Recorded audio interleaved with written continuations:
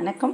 இது நம்ம கிச்சன். இது நம்ம கிச்சனில் நீங்கள் என்ன பண்ண போகிறோம்னா மினி இட்லி, எள்ளு மிளகாய் அப்படி போட்டு மினி இட்லி, பொடி இட்லி பண்ண போகிறோம். எப்படி பண்ணுறதுங்கிறத பார்க்கலாம். இப்போ தட்டில் நான் எண்ணெயை விட்டு எண்ணெய் தடவி வச்சுருக்கேன். மாவு விட்டுட்டு காட்டுறேன்.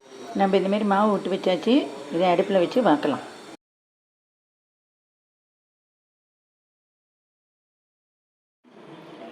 இப்போது நல்லா இட்லி வந்து நம்ம இதுமாரி எடுத்துட்டோம். இதுமாரி பொடி இட்லியாக எடுத்துட்டோம். இதை வந்து இப்போ நம்ம டாஸ் பண்ணி எள்ளு மிளகாய் அப்படி இட்லி பார்க்க போகிறோம்.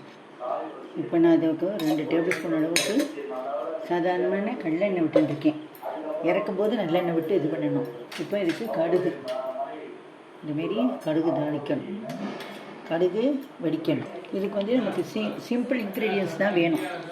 எண்ணெய், கடுகு, தனி மிளகாத்தூள் கொஞ்சம் வேணும், இட்லி மிளகாய் அப்படி வேணும், கொஞ்சம் சால்ட், ஒரு சிட்டிக்கு அளவுக்கு சால்ட்டு, அவ்வளோதான் தேவைப்படும். எள்ளு மிளகாய் அப்படி பண்ணலாம், இட்லி மிளகாய் அப்படி பண்ணலாம். இந்த மிளகாப்படியிலேயே இட்லி மிளகாப்படியிலே நிறைய டிஃப்ரெண்ட் ஆஃப் டைப்லாம் இருக்குது. அது போட்டு பண்ணலாம்.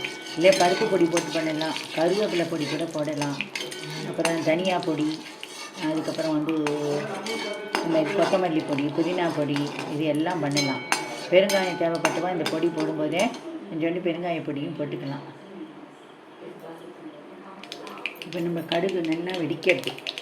இப்போ என்ன பண்ணுறேன், நான் தனி மிளகாத்தூள் காரத்துக்காக இதை போட்டுட்டு அடுப்பை சிம்மில் வச்சு விட்றேன்.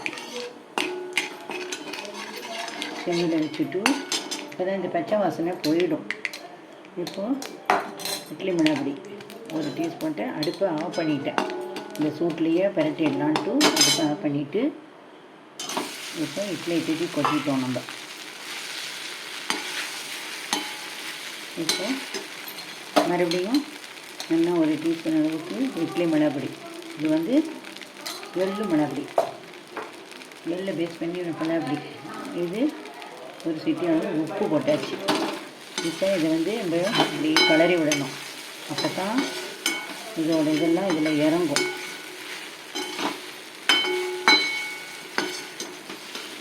இப்போ என்ன பண்ணுறோம், எள்ளு போட்டதுனால கொஞ்சம் கலர் மாறி இருக்குது. எள்ளு மிளகாய் அப்படி இல்லாமல் சாதாரண இட்லி மிளகாய் அப்படின்னா இந்தளவு கலர் மாறாது. இப்போது நல்லெண்ணெய் விடணும்.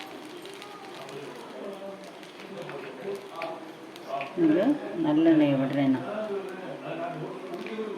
தேவைன்னா இன்னும் கொஞ்சம் விட்டுக்கலாம். இப்போ இதில் இன்னும் கொஞ்சம் தனி மிளகாத்தூள் போடுறேன்.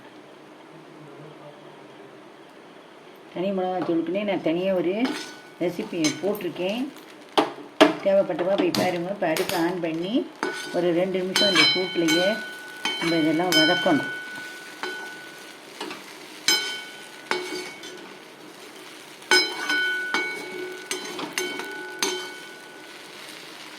இன்னும் கொஞ்சம் எண்ணெயை விட்டுக்கணும்.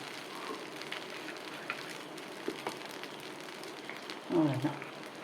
ஒரு 2 நிமிஷம் அடுப்புலேயே இருந்தால் சரியாக போயிடும்.